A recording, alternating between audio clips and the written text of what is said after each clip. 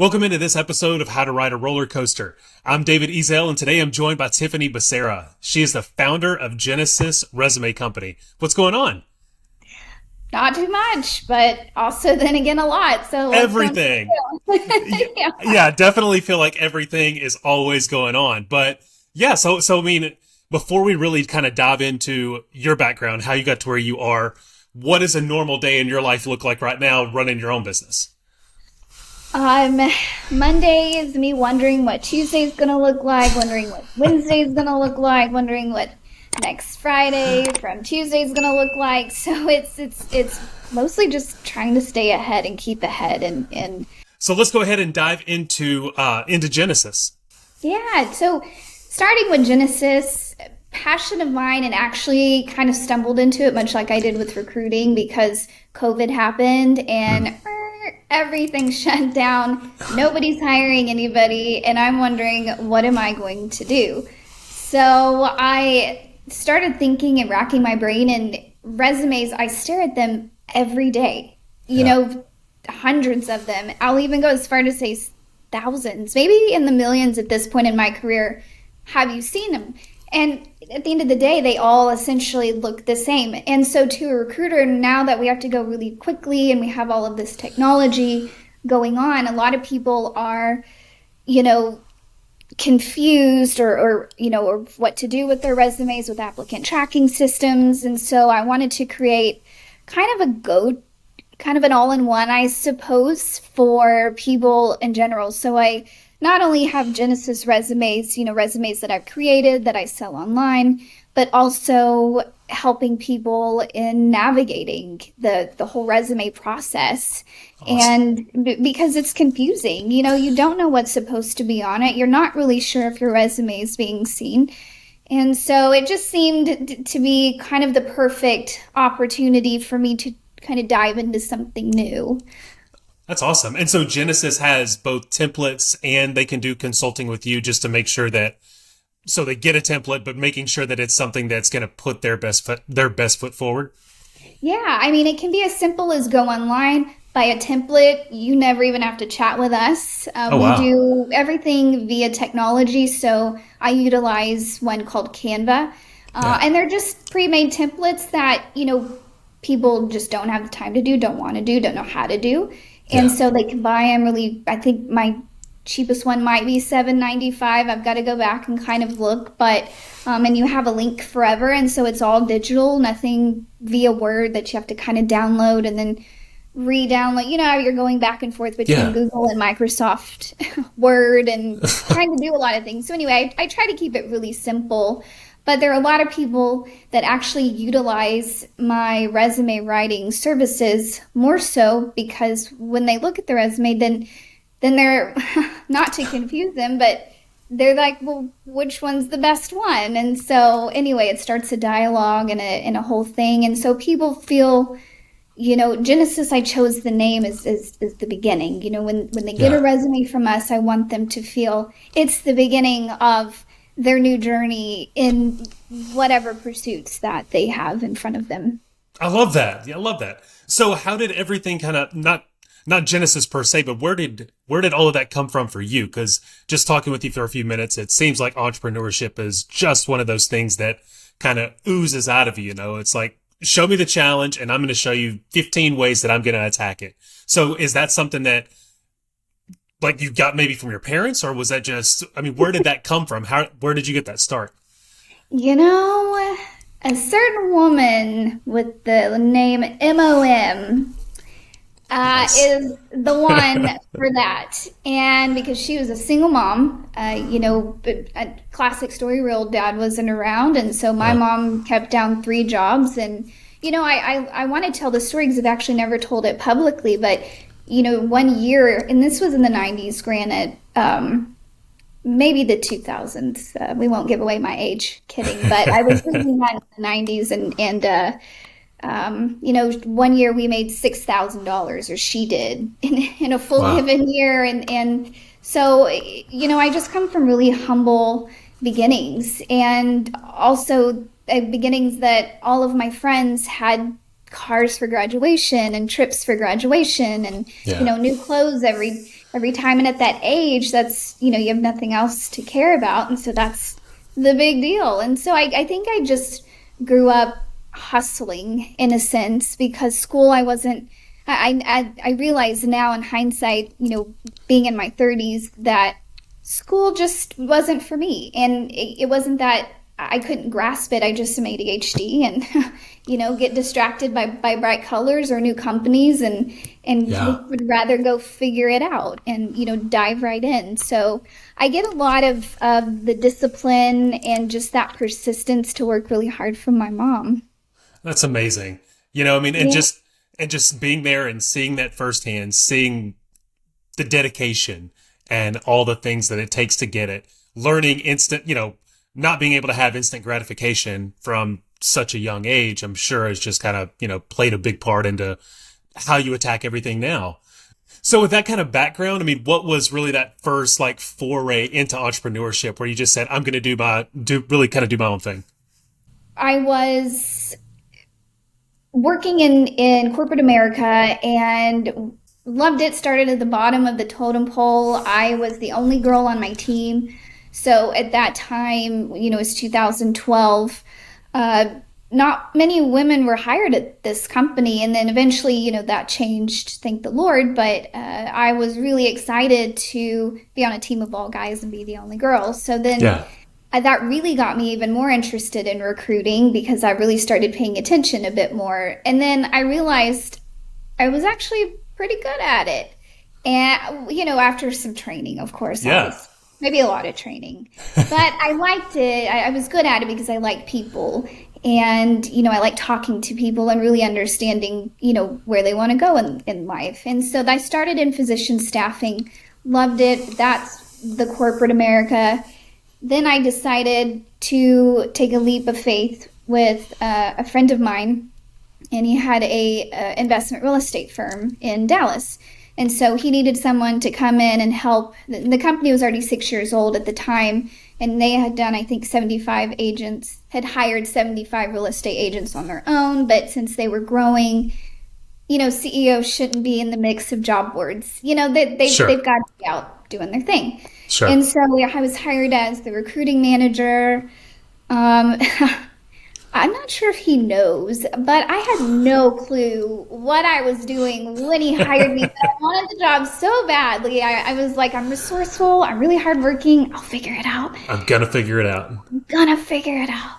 So I, walk in that day and instantly fell in love with it because there was no computer, there was no structure, there was nothing. So it was something I got to build from scratch along with the CEO.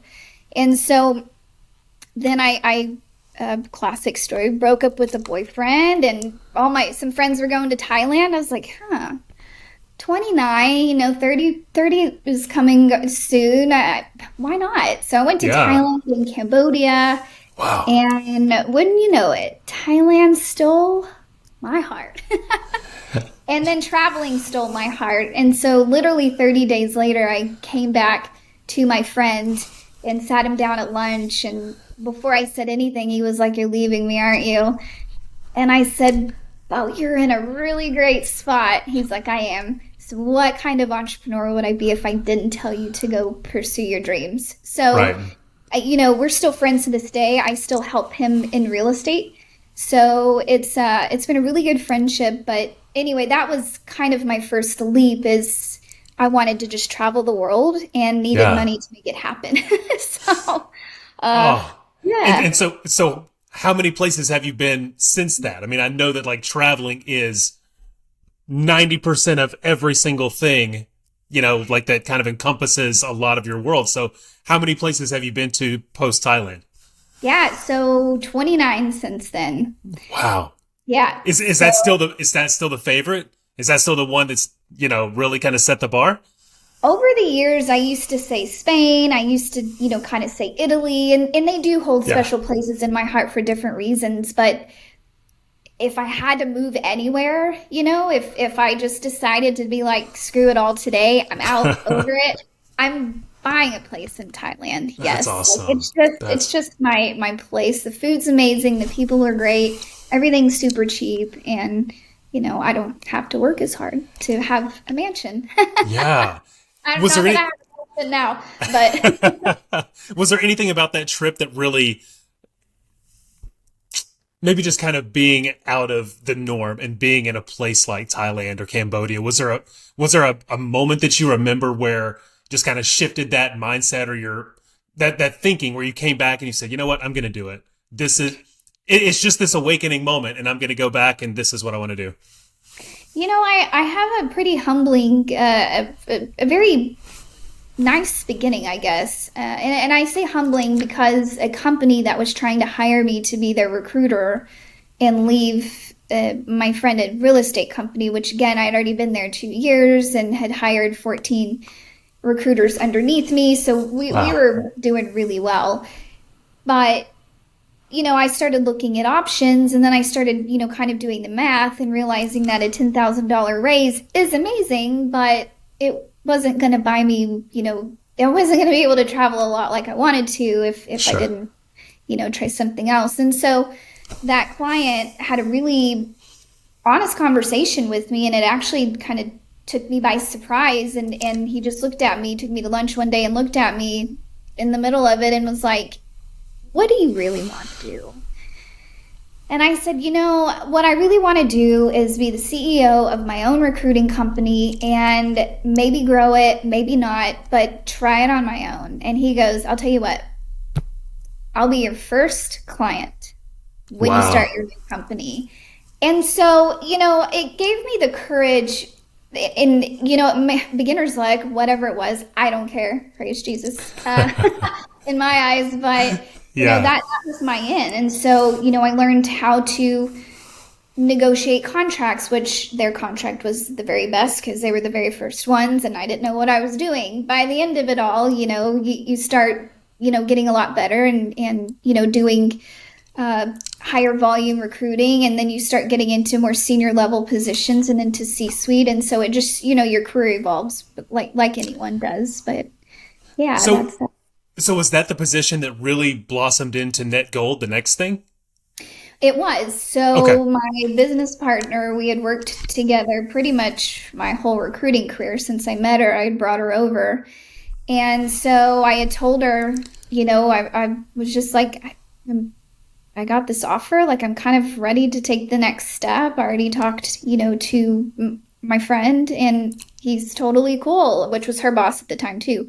Yeah. And she goes, if you're leaving, I'm coming with. And I was like, cool. And so, poor her, because in the beginning I was so enthralled with traveling that, I'd just come home, recruit a bunch, make a lot of money, and then be like, hey, I'm, heading I'm over to going. Europe for 6 weeks, I'll see you later. And, so I feel bad because I left her quite a bit. But she was really cool about it and she kind of had her own thing. So, looking back, a lot of it was just having fun, being an entrepreneur and having fun Yeah. traveling. Yeah.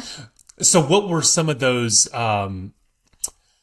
maybe some of the first stumbling blocks? So let's go into like Net Gold. When you started that, you brought your friend over, you were, of course doing a lot of deals, a lot of contracts, traveling, so was she. But what were some of those initial hurdles, whether it's interpersonal or just how to grow, how do we get our name out? What were some of those initial maybe downs a little bit? Yeah. I don't want to say we got lucky and I don't want to say it was beginner's luck because I believe luck is when preparation meets opportunity. Like, For sure. it's what kind of cliche, but one of my favorite sayings, and I do believe it's true. One hurdle was what's an LLC stand for? It Yeah. was are we an S corp? Are we a D corp? Or are we an LLC? Are we just sole proprietors? What are we? So a lot of it was defining the business and who were our clients going to be, our target clients, and we kind of had a roadmap with our first starting client. They were in the healthcare staffing industry as well, something we knew very well because we Yeah. came from it, just their competitor. But there was no issues between the two, by the way. Just like to Yeah. throw that out there. I like to keep my relationships clean. That's Uh, it. yeah, but anyway, so that was a big hurdle, understanding how to write, a partnership agreement and what all goes into that. And, I think the biggest, not lesson I learned in the beginning, but I don't want to forget to mention this. The biggest lesson I learned in the end is I will never be 50-50 with anyone ever Yeah. again. And not anything against her, but it just created a lot of issues because, one person can outdo the other. And then if, people could be petty. And I started thinking, well, I don't want to have to, Yeah. so kind of just a few little things that, really stood out to me in the beginning that seem small maybe to others, but when you're first starting out, you have no clue what you're doing. And Um, I think the 50-50 partnership is a great one because I've heard that from other people before. You have your partner or your best friend or whoever it is that you want to go and start a business with, maybe even somebody in your family, and you say, hey, we'll just do a 50-50 split. From your experience, what are some of the main just cons when it comes to that? Is it, or how should you approach it differently? I do think that there at the end of the day has to be one person that has to be the decision maker. Then to me, the CEO. It can't be two CEOs, not two COOs. You really need a partner that balances you out. And we did balance each other out in that regard. I was CEO and, always had my heads in the clouds and, what can we do next? And, let's spend money on this and we need this. And she's, no, we don't, She's looking and at the Excel sheet. She's like, we can't do that. maybe in a few years. And I'm like, okay, so, you need that balance, but at the end of the Yeah. day, there's got to be one person that just makes the final decision because there are things that do arise in business where, it could be, I don't want to say fatal, but, Yeah. fatal to your business. And if you have two different points of view, and not to say one or the other is right or wrong, they're just different perspectives, Yeah. then there's no third person For to sure. come in. So anyway, there's just, I think for balance purposes, it's great 50-50, but if you really want to get anything done, 51-49 is perfectly too. That's the way Like, to do it. yeah, add Okay. some extra equity or bonuses. That's just my That's great. experience. No, But and that's great. Like I said, I've had other people that have asked that before too, because 50-50 just sounds so evenly distributed. It's half your business, half my business. Why not just do that? And they're not necessarily thinking of problems that it could cause or how do you combat issues when you both have the same equity share or, the same yeah, amount of pull. So that's great just to kind of think of it early on. yeah. So as you're growing, what were some of those first wins where you're like, man, we're really kind of getting the wind behind us now. We're catching our stride. What were some of those early wins? I learned the power of LinkedIn very, very early and have never stopped using it. And Nice. if they ever block me, I will just fall apart and sell all my stuff and move to Thailand. So if I move to Thailand, it's because That's LinkedIn. why LinkedIn shut you That, down. Got it. that's exactly why. Again, it was 2016. It was just a good year. People were hiring abundantly and they were Yeah. willing to talk to outside recruiting firms. And it didn't seem as taboo as it does kind of now. And we can get into that later. And it's a whole other Yeah. conversation. But, I just took to LinkedIn and what worked really well was not relying on job boards. I'm not a very patient person, and I also am picky. And so I spent a lot of time on LinkedIn where some people, would post jobs, get resumes, send them to their clients. I was literally behind my computer, being asked the one, are you a bot at 2 a.m.? Nope. Oh This is wow. me like genuinely reaching out to you, asking, if he would be interested in this opportunity based on what I see on your LinkedIn. Yeah. So it ended up working out really well because when you put a lot of work, as anyone knows, you lay the foundation correctly. You don't have your clients coming back to you in 90 days being like, you owe me a new candidate because I don't want to work harder. Like, Right. so I just worked harder in the beginning so it would be smarter in the end. And that's, I think, a few things or one or however many you consider them, that those were some really good things in the beginning. Absolutely. And so, like, laying that groundwork, like you said, where it's building it a little bit stronger in the front, did that really kind of help as you guys grew and got bigger and your LinkedIn prowess and all your connections got bigger? Did you find that that helped and it kind of set that up a little bit? It helped a lot. It definitely helped a lot. Nice. So yeah, so you were talking about kind of some of the recruiting space now. So what would you say is the difference between say 2016 and now? Was it COVID? Did that completely throw a wrench into it, or working at home, or was it something else? COVID, I believe, was the catalyst. I believe inflation and the year of 2022, everyone Yeah. literally just has woken up and, or lost their mind. They're they're either losing it or they're liberated. I'm not quite Yeah. sure who's who these days, Yeah. but I don't know. Honestly, 2020 or 2022. What year are we? Tw- 2022. yeah. That's Wow. a mouthful. 2020. Yeah, that's yeah. What entrepreneur brain again? I never know what day it is, so I'm glad I know what year it is. But I digress and I forget what we talked about. So it was more of kind of coming out of COVID, things were happening, and then just kind of 22, inflation, economy, companies just kind of started to pull back, or they were maybe just hiring differently or hoarding resumes and just leaving positions open. the latter, and it Yeah. really, and I not my clients, so just want to throw that out there as well. But I did see a lot of companies, and I did turn a lot of companies down because it seemed like they had all of these open positions, but when I was asking about their numbers and their stats and their retention and attrition rates, a lot of things just didn't add up. Hmm. And they really didn't add up and I did have to fire some clients. So I will talk about the ones that I did fire, but the ones I had to, were really communicative in the beginning. And then, we're really needing this person. And I'm definitely one that when I start a search, I'm there to fill it. So, Yeah. again, I'm not sitting around waiting for resumes. I'm actually going out and making conversations happen with people. And so I think, long story short, what happened was no one wants to work anymore. Literally. Yeah. It's just a different vibe. It's I don't want to work anymore. And then it's also there's no jobs. So, Yeah. but there are jobs according to, I don't know. Yeah. A lot of things don't make sense. I don't know how far I want to go into my little For sure. And theories, but and especially like in like, the tech space, just with all the layoffs and everything else, it feels like now you just have this overabundance of candidates who have been let go from tech companies or in the tech space, but there's definitely not enough positions to fill them.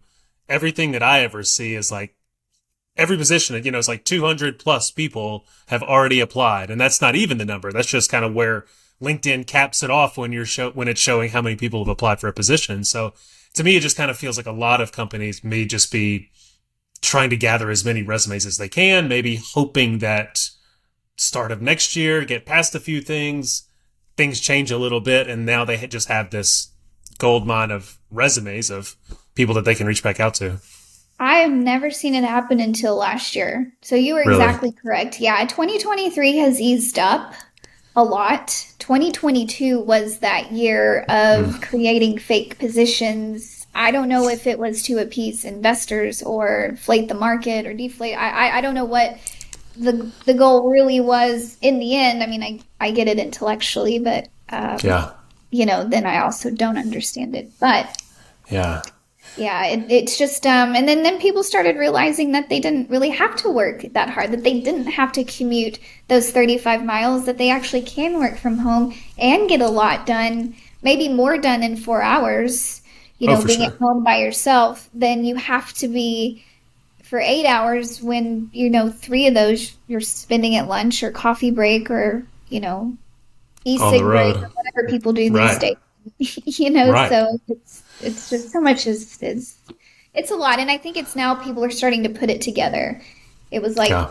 COVID happened, now we work from home, now companies are kind of jumping on board, and now people are starting to jump on board with starting to work again. So Right. And it feels like y'all see so much like office space, that just has multiple floors and they still maybe have a hybrid model, but it's still not full near to the capacity that it was, pre-COVID. So I know that that's a whole other real estate issue of, places not being used, but you still have to pay for air conditioning and lights and all of that kind of stuff. So it's definitely a weird kind of space. I guess a lot of give and take right now. It's a lot of give. It's a lot of give right now, and Yeah. it's not a lot, it's not a lot of taking right now. It's I also think, companies also wised up to recruiting companies and their Mm, fees and, being charged massive amounts to hire one person. You yeah. know, I was not one of those companies because I don't feel I really compete with like the Robert Halfs, the giant corporations The of big the world. ones. We were always told we were competitive with our rates. And so we just always stayed that way. But yeah. So what's next for Genesis? I mean, do you want it to be similar to kind of how Net Gold was, or do you have something else in mind for where you want Genesis to go? I'm kind of in one of those pivotal moments in my life. I think, most entrepreneurs want multiple streams of Yeah. revenue. And I just spent for so long, you know, in recruiting and then in traveling. And, now I'm trying to build a real estate side of my Oh, nice. business.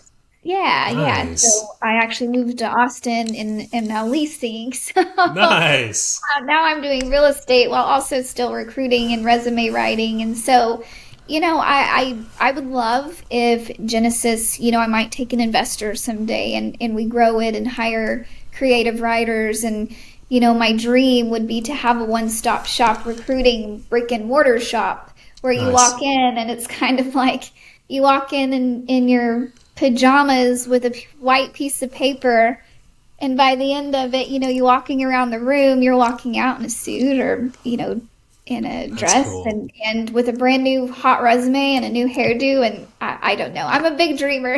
I love that. It's like resume makeover. Yeah, that's awesome. Heck yeah. Again, everyone's confused right now on what's going on. And Yeah. I get it. I understand the confusion. Yeah. Well, Tiffany, this has been awesome. So tell people how they can keep up with you, follow you, all the things. So you can follow me on Instagram. You would ask me right on the spot, and I just made it. It's at Genesis underscore resume underscore company. I don't know, but it's just resume. You can find me on LinkedIn, Tiffany Becerra. I'm not sure if you can include a link in Most with your definitely. stuff or whatever, but We'll, feel we'll free. make sure that everything is linked at the bottom, so it's super, super simple for people to find you. Yeah, and they can go to genisresumecompany.com and check out, I also, there's career coaching. So there's just anything recruiting, all things recruiting related. You can, it's not, I put Genis Resume Company, but it really is kind of turning more into Genis Resume and career coaching and a lot of other things, That's company. awesome. Yeah. Heck yeah. Well, awesome. Well, thank you so much. This has been fantastic. And like I said, I'll make sure to have all of that linked so people can keep up with you and all the amazing trips, all the awesome stuff, all the food for thoughts, everything that you're putting out. It's fantastic. Last thing, is there any certain place in Thailand? Is there like a place where you're like, this is my spot? I don't want people to know, but maybe just for our audience, they could have a little bit of an insight. Yeah, there's not a beach around, but it is Chiang Mai. Oh, And nice. thank you for asking that question, Of actually, because course. it's a great question. I've never been asked that question. But Chiang Mai is the city, you had mentioned a moment in time of certain things happening. And that moment was when I was visiting the city because, I'm a Virgo and we're perfectionists and attention to detail is everything. And the temples there are so intricately built and Ah, just the smallest, you know, like little tiny thing is colored or you can tell it was handmade or maybe not intention. handmade, but intentionally made, yes. and Yeah. and so it's just, and they're everywhere, they're just beautiful, and the food's amazing and the night markets are great, and it's Wow. anyway. Chiang You know, Mai, I will allow you to go there. But Only what? for a select few. Oh, well, for everyone really, but yeah.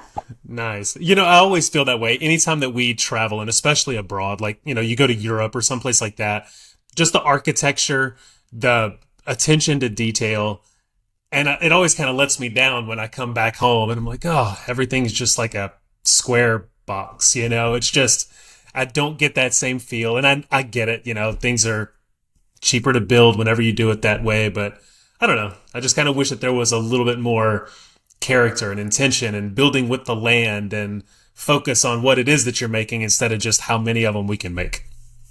So where is your favorite place? Oh, so I think one I, of my favorite places is like in the Caribbean, like the Bahamas area. Just I love the water. It's so clear. It's so nice, and the beach kind of does that to me. It's just a great recharge. My wife, her favorite place is Italy, and that's on our list for next year. So ask me again next year, and it might be a different answer. But as it is right now, it's probably somewhere in the Caribbean. awesome. Yeah, I do think, well, Italy and Caribbean offer very different experiences. For So again, sure. it's all about perspective. So you're gonna love both equally. Oh, I can't wait. Well, thank you so Cool. much. This has been fantastic. This is And fun. heck yeah, Thank you. you got it. Thanks for watching. Be sure to like the video and comment. I love to interact. And as always, be sure to subscribe to the channel.